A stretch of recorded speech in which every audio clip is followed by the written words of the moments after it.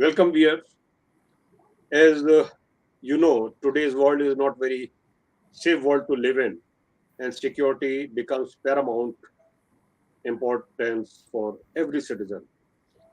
And today we are going through the paradoxes and paradigm shifts.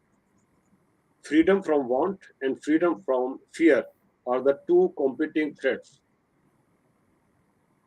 These threats are towards human security. Among the approaches which seeks to acknowledge and address these basic threats to human safety are paradigms that include cooperative, comprehensive, and collective measures aimed to ensure security for the individual and, as a result, for the state. The strategies to handle them are constantly evolving and sometimes require entirely different approach. To discuss the entire range of security paradigms and to understand evolution of strategies to address them, we have Captain Gurinder Singh Rana in our security leadership discussion. Captain Rana, you are welcome for the security leadership discussion, and I am very happy and pleased that you spared your time to share your thoughts. You have been uh, very immensely uh, impactful thought leader for the industrial security profession. And I would like to make your formal introduction to our viewers. And viewers, I'm sure that you will be amazed to know the achievements of Captain Gurinder Singh Rana. He is a seasoned security and intelligence professional with a drive for change and an eye for creativity. He began his professional journey in the Army Intelligence Corps as a technical intelligence and security officer, which in short is called TISO, and retired as assistant international political and military affairs officers of J2 level in the United Nations Command in Far East. Following his retirement, Captain Gurinder Singh Rana eased into a new corporate leg of his professional journey with an international private security agency in India. He gained expertise and rose from general manager operations to become business head of startup security consultancy, ethical circle advisory services. Captain Gurinder Singh Rana spearheaded the Build Security India Summit basis for 4 years as Master of Ceremonies and panel leader, where corporate security professionals exchange their views on how better to construct a gap-free, secure India. In Africa, he redesigned the business operations model of an international private security agency to ensure compliance and satisfaction. Captain Rana has authored two short books, which have been published and are available online and also on bookshelves. Captain Rana, our viewers, I'm sure, are impressed by your achievements, and you have that very rare mix of experience. You have had experience in intelligence as well as in security, and these make very lethal combination. And from both the perspective, you are probably the right person to talk about what are the changes, what are the paradigms you have seen. So, what paradigms you see needs to change and which has already changed? Okay. Thank you very much, Professor Tyagi. This is it is it is a great pleasure for me to join you on this channel and to share views about paradigm shifts in industrial security.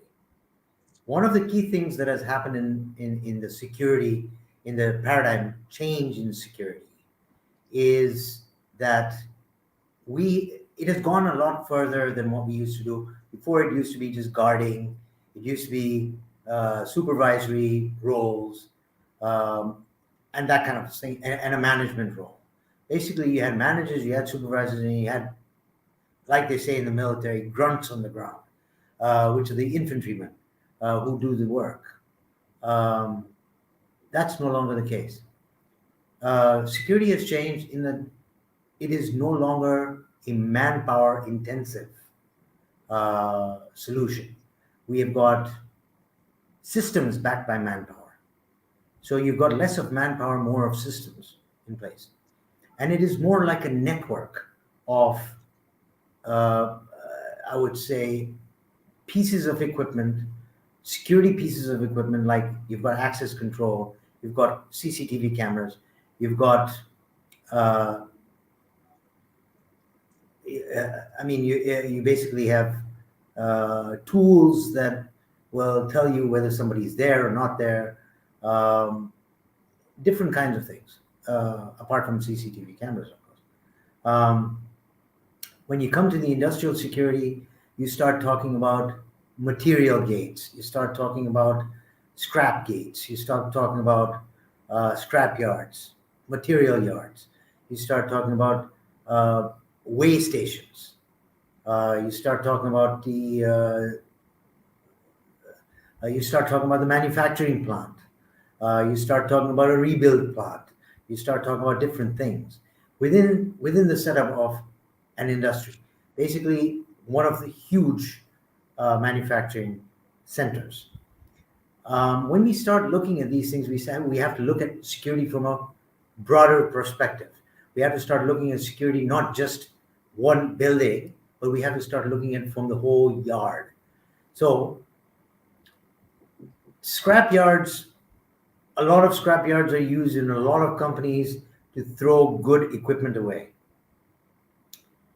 This good equipment can be taken out on the market and sold, a lot of money for it. It is a security, from a security point of view, that's loss to the company. So security is there to prevent loss to the company. And that is where we start looking at a shift. When we start, as a security professional, what I first look at is where is the manufacturing plant or where is the industry, as to say, where are they located, what's around them, because you have your local intelligence. What is there around it that can cause a threat to your operation? What is there on a national level or at a district level to cause a threat to the business? And when you start looking at those kinds of threats, that's when you start realizing, okay, well, in this area, I need to have this, in this area, I need to have this. And you start actually drawing up your blueprint for your security setup. Where is the material gate? Where is the weigh stations? Where's the material yard? Where is the parking for the trucks? Um, are they just coming in and going out, or are they uh, going into a parking area where the materials are weighed and then they're taken off and then shifted to a warehouse? Or what are they? What exactly do they do?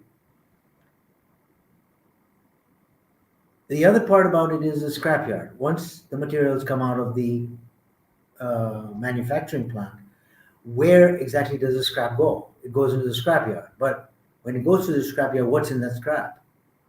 Are the people checking it? Are they not checking? Security has to make sure no good tools go out of the area, no good equipment goes out of the area. So there has to be a means of checking this up. The other thing that you've got in industries are, when you start looking at it, is, so how do we, now just let's take this a little further and say, how do we actually get to this point where we start looking at all these things? Well, the main thing is to have your site assessment. And when you're doing your site assessment, before, when we used to do a site assessment, we used to say, how many guards are going to be here? How many guards are going to be there? There's got to be a supervisor here. There's got to be an inspector there, that kind of thing. That's no longer the case. Now what you start looking at is you start looking at what is my site assessment? What exactly am I going to be doing? Where are all these things? You got a scrap yard, you need to talk to the scrap yard manager. You need to find out, he's one of the stakeholders. You got to go around and look at all the buildings, see what kind of access they have. If they only have an access control, well, that can be beaten any day. What happens if the access control stops working? Do you have a backup? Is there a camera there? Is there what's there that is going to actually help in mitigating the risk? Uh, so there are all kinds of things that you're going to look at when you're looking at these paradigm shift, and they come in uh, into the site assessment when you have all the stakeholders. You talk to all the stakeholders and get to understand what exactly is their perspective on security in their areas. From there, what you do is you've got security is always involved. It's involved in every part of the process. So once you've got a site assessment, you have a diagram, you have a as they call it, you know what your systems you need. Then from here, it actually goes to the procurement team, and the organization's procurement team will work with security to try to get the best equipment at the most cost-effective price. There are always alternatives. So if you're going to take, maybe we need an entire system. So maybe we want to take it from Honeywell, or maybe we want to take it from somebody else like Samsung. But what we want is we want real-time information. We don't want any loss in video. We don't want any loss in audio. We don't want any loss. We want to be able to, any breach in our security, we want to know about it. So we have to take this as part of the procurement. The security team has to be involved in the procuring of this equipment. After the equipment gets there and the equipment gets installed, the security team has to do a dry run, has to do a wet run, and then before they commission the entire system. So if you have a missed part of your assessment, for instance, it will show up. It will show up in your bigger scale of diagrams. When you start putting your systems in, you'll get to find out that, oh, I forgot all about this part. That's where that's what has changed. So in the industrial side of things, this is what has changed. The gap that used to be there is I'm putting guards here, I'm putting guards there, and then you start shifting them around. That's no more the case. Now it is all systems. And in order to get the right systems for the right job, it is necessary for the security professionals to understand what the systems can do and what the systems can't do. And when you sit down and you talk to the stakeholders, for instance, and you tell the stakeholders, well, I've got this, this, this. These are the three things that I can put there. But this will not give you this, and this will give you this. They can better tell you, okay, well, I wanted to do this. Then you can make your decision on what system you need to put into place. Some managers don't want to have CCTV cameras in their space. They don't want people to, they don't want, let's say, they don't want security to observe them. I don't know why. In an office, there's the employees are the employees. You want to know what they're doing at all times. So if somebody goes out the fire exit, for instance, from your area, I would want to know who did it, who broke that fire latch when they didn't need to, or when you're down in the cafeteria, which is another good area where you need to cover with your security systems, is what who's coming and who's going is not the question. That's not your area of concern. The area of concern is the security of that area, because major part of your asset is the people that work there. The staff that works there, they're your major asset. So you want to make sure that they're safe. You want to make sure that they're secure in that area. I've actually been to a industry or big manufacturing plant, I should say, and they had the cafeteria, and there were people from outside coming in. It was not. It was meant. It was their. It was their own cafeteria, but they had people from outside coming in and eating for free.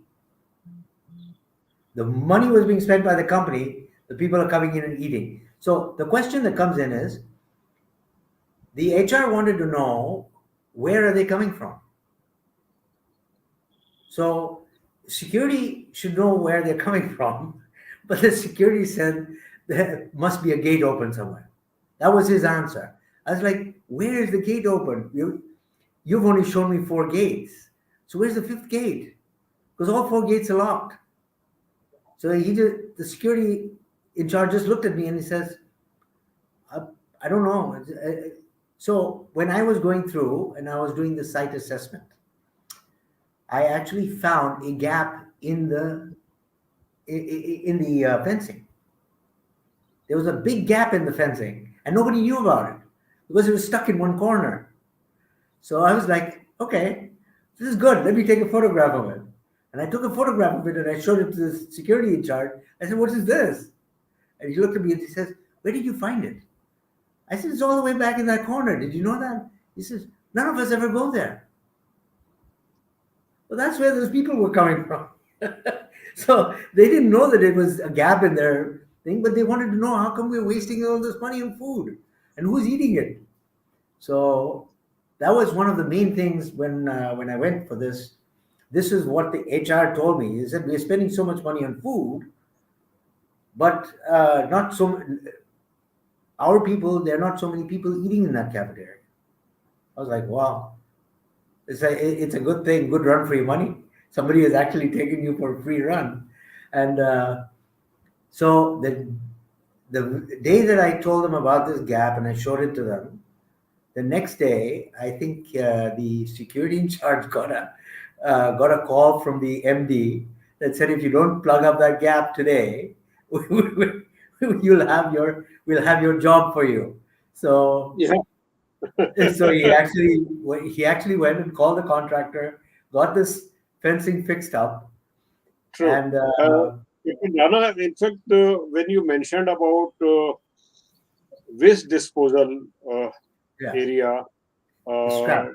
garbage bin, garbage bins, Yeah. near one waste disposal area, I saw a slogan, Yes. and I was very young in profession, and I Yes. wondered, what it meant. Today, thank God, after good about 40 years of experience, I learned what it meant. And Mhm. slogan was, good housekeeping is good security. Exactly. And today, I know that that is the biggest vulnerability, and that was, I believe, floodgate of things going out from the inside of premises. So Eh, today we focus on not only securing the losses, but mhm. we focus on total loss prevention program. Exactly. Probably that is the paradigm which has Yes. shifted. The Yes. the original and old approach to security management was seeing and securing. Okay. Prevention became a little later, and today the whole concept of TLPP is something which is probably one of the most important paradigm which has shifted. So, what are your comments on it?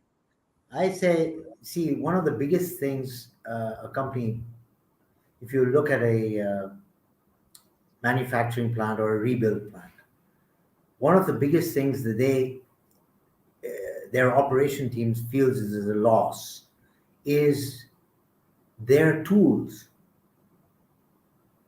because you'll find their tools, the brand new tools. They had brand new kits that were brought in. They were actually brought in every once a week. They change their kits out once a week because their tools go bad. So I was kind of amazed. I said, well, you got to tell me a little more about this. So when they told me that, I said, well, you mean that the the what do you call it? These engineers are saying that the tools go bad after one week. So yeah, well, how long are they supposed to last? Well, he told me, he says they're supposed to last at least for a month. I said, well, I know tools that last 4 or 5 months, 6 months, 1 year. But anyway, when I went down to I went down and I checked in the scrapyard. They have bins there. So I tried emptying out one of the bins, and as I got halfway down it, I found tools. When I took the tools back to the operations side, and I said, "Can you check on the wear and tear?" They checked on it, and they said, "This is practically new." I was like, "Well, that's where your tools have gone. Your tools have gone in the bin that went out of the scrapyard, and nobody in the scrapyard is checking your scrap." So he says, "Well, how do we do this?" I said, "Well, there's got to be a way that you've got to look and see if you do not cover your scrapyard with security, you're never going to see what they're taking out, and you're never going to find these guys." So one CCTV camera, I remember this one because I was there for a week. One CCTV camera, and we caught one guy emptying out a bin, taking out a handful of tools, and walking towards the gate. So the gate guard and the scrapyard in charge were both in link with each other to get the scrap out of the area. That's how it worked. But So, the question that I have is, who in the operations was so, putting these tools into the scrap? That was what that was what my main thing was. Let's start from the root of the problem. Because we've caught these two guys, but what about the guy who's sitting in the operations bay? Who is the one in the operations bay that is taking out the tools and putting them in the scrap? Because the bins are coming right from the operations bay. It's not, where they're doing the rebuild center. That's where the bins are coming out of. So my question being is, who's putting these in the bin so that they're taken out to the scrapyard? Who's doing it? so So when I Captain told, Rana, here I would intervene, and sure, interesting thing came to my mind, and you being intelligence professional, yes, it is said that intelligence collection is like sifting through the garbage. exactly, You have to pick up useful thing from the every garbage. So exactly, it was considered to be job of intelligence officer. Today probably it is job of security officer also, looking through yes. the garbage. Uh, In the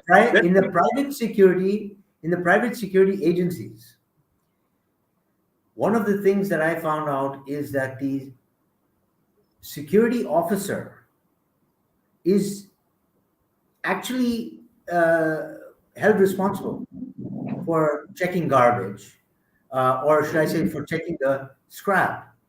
If he sees something funny or fishy, he goes to the scrapyard and he starts looking through scrap.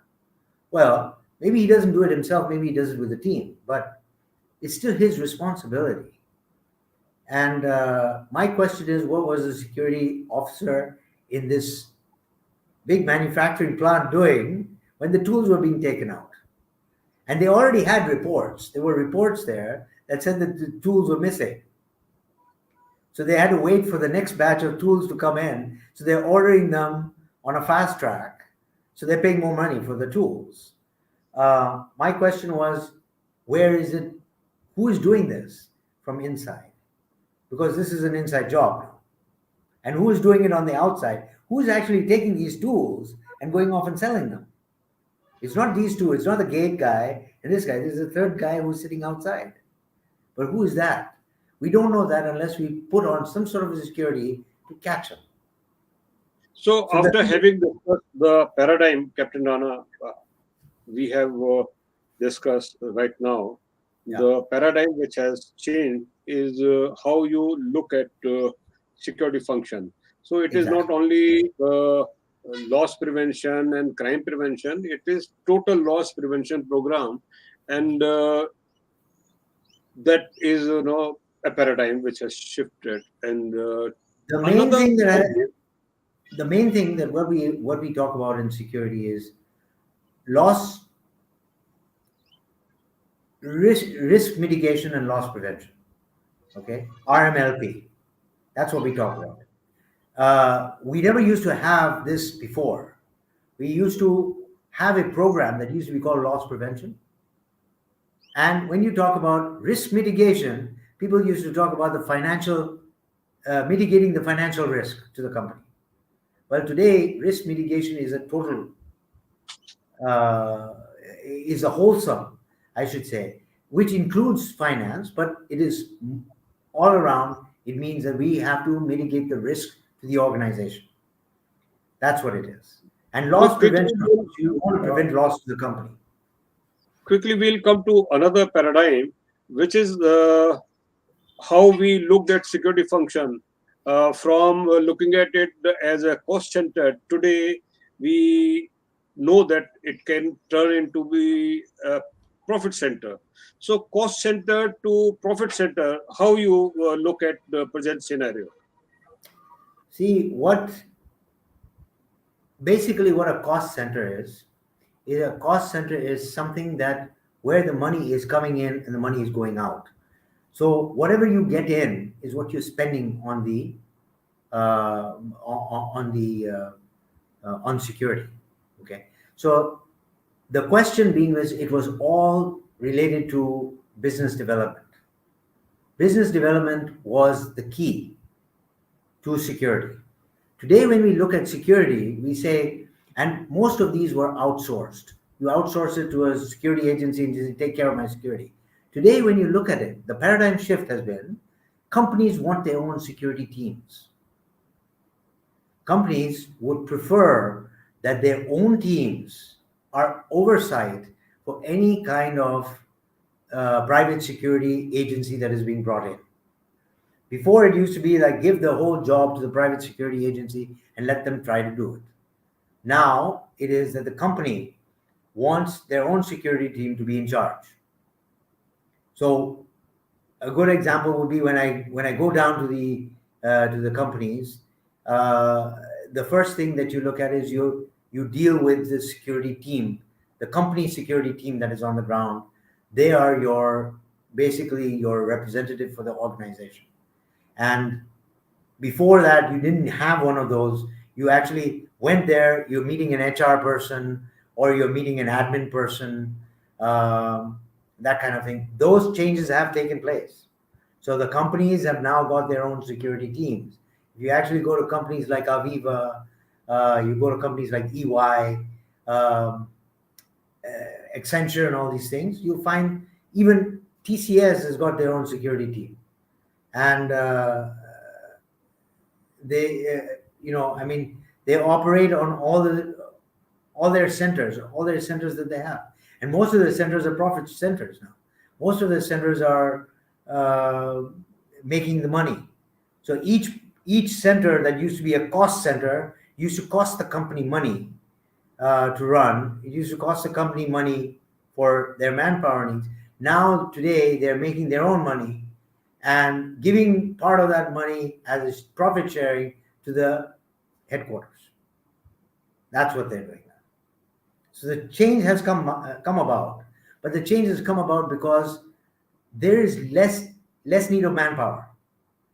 So and there's more need of systems. So the companies have started shifting that, and what they're doing is that they are teaming up with the manufacturers or the intermediaries. So when they team up with them, they get it at a lower cost. They're able to give it to the clients at a higher cost, and that's how they're making the money. But each center is doing it separately.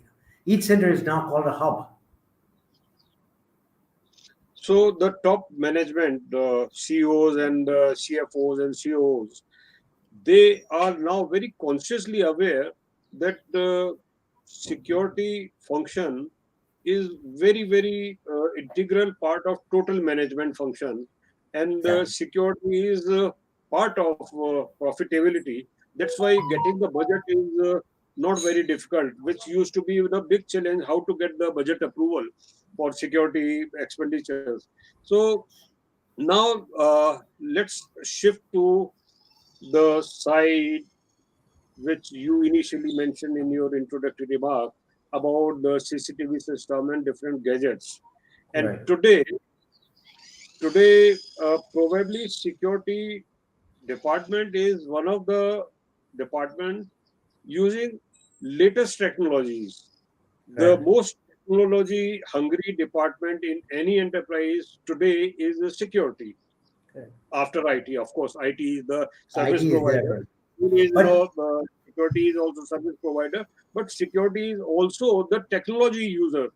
So when we say that no security to high tech security, what do you feel that whether CSOs would be guys from tech background or CSOs will remain the guys from crime prevention background? That is the big question nowadays. well, to be honest with you, a CSO has got to be from a has really got to be from a security background. He really has to understand security. He really has to understand the fundamentals of the design for a security system. Um, but more so, he also needs to be technically savvy. He needs to understand the technologies that are involved with the security and security advancement. IT is a big part of security. When I was, uh, as you very rightly said, I spearheaded BASES, Build a Secure India Summit, for 4 years, and in those 4 years, we managed to get IT became a very integral part of what we were discussing. For the simple reason is IT is a big part of security today. When we put up the systems, we are not just putting up, oh, security systems, let's wire it together and everything. We are actually connecting them to the IT systems. And when we connect them to the IT systems, that means that we want to know everything. Everybody wants to know.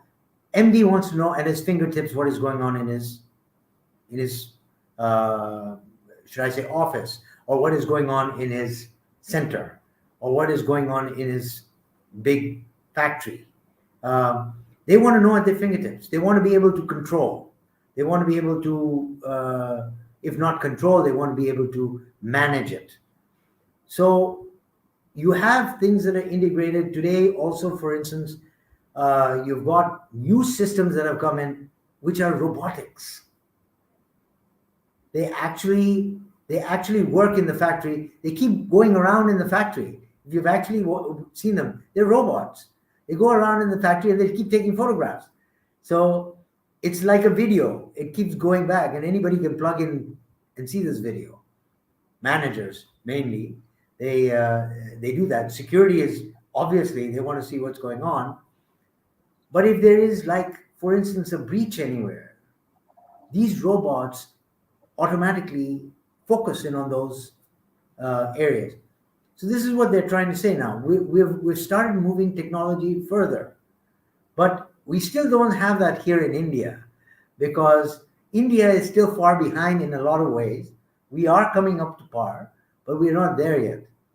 Because in the West, I've actually seen where you go to a factory and there's a drone that is flying around inside your center at a lower. I mean, it's high enough, but it's flying around, and you're just simply saying, "Well, wow, what is this thing doing?" And all it's doing is it's just collecting data. It's collecting data. It's collecting photographs, and it's plugged into your system. So it's like, okay, so at the sitting in his office, which is all the way on the other side of the building, this MD can sit there, just plug in, and he gets all the data. I was like, wow, this is interesting. But we are not there today. We are getting there, but we're not there yet. So here at this point, when we talk about application of technology in industrial security management, it comes with a rider that those who think that technology is going to solve all their problems, It's not there. either they don't know their problems or they don't know the technologies. So my uh, question, I again repeat, whether next when a CSO is going to be IT guy or the guy from crime prevention background. But then Sir, he cannot be, the CSO can never be an IT guy. he has to be IT savvy, which means he has to know technologies, but he cannot be from an IT sector. An IT sector guy will never know exactly what you need in security. He'll know about cybersecurity, he'll know about some other security, but if it comes down to physical security, we're never gonna they'll never meet. You will need somebody who has got a mindset for security, how to build that security system, design it, uh, put it forward, try it, test it, and then commission it. You need a person who understands security from that perspective. You need somebody who understands the technologies that are involved, that so that you can get the best robust system in place to take care of your security so that you bridge all the gaps At and this you do stage, not leave Captain any Rana, vulnerability. pardon, you were saying something? Pardon me? Uh, at this stage, Captain Rana, I request you to make your closing remark. We are at the fag end of our Yeah. discussion. And All I have to say is, all I really have to say is, I just simply have to say, don't take security, because we used to take security as a stepchild in business. Don't take security as a stepchild in business. Make security part of your business. Security is an element that you need. If you want to mitigate the risk to your business, you need a robust uh, security system that covers intelligence, that covers security, that covers safety. So, an ISS point of view would be a very, very thorough look at security from an intelligence perspective, from a safety perspective, from a security perspective. If you have the intelligence, you can secure your people. If you can secure your people, you have the safety of them. And therefore, you've mitigated the risks to your organization, to your people, and therefore, you've done the job. Essentially, that's what security is all about. If you talk, if you talk from an IT perspective, you will miss something in security.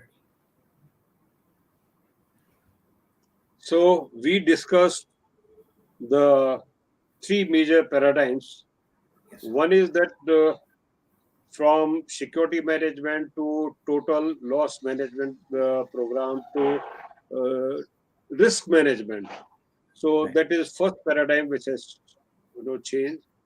Second is that we have discussed that instead of cost center, security is now being perceived as a profit Profit. center, and it is considered as part of the top management responsibility. Exactly. And they are more and more getting involved in affairs of security management. And Right. third is about the application of science and technologies. And today, we cannot think about physical security alone. We think about logical security. We have gone to having uh, coaxial camera to IP addressable camera with the video analytics. And today, Right. artificial intelligence assisted Yes. softwares and platforms are available for Right. alarm management. Right. So I request Captain Gurinder Rana for sparing your time again on Thank some you. other subject, some other time. You have been very, very lucid in discussing the entire range of paradigms, and I am sure that our viewers will also be uh, benefited by this discussion. And for the benefit of our viewers, let me also remind once again that this discussion is organized by International Council for Industrial Security and Safety Management, which is in forefront in professionalizing the security professionals. Log into our link, which is provided through different social media platform. subscribe to our channel, hit the bell icon. You will get the advanced notification of our forthcoming discussion. And last and foremost, remain happy, remain healthy, remain safe and secure. May God bless you all. Thank you very much for joining, and wait for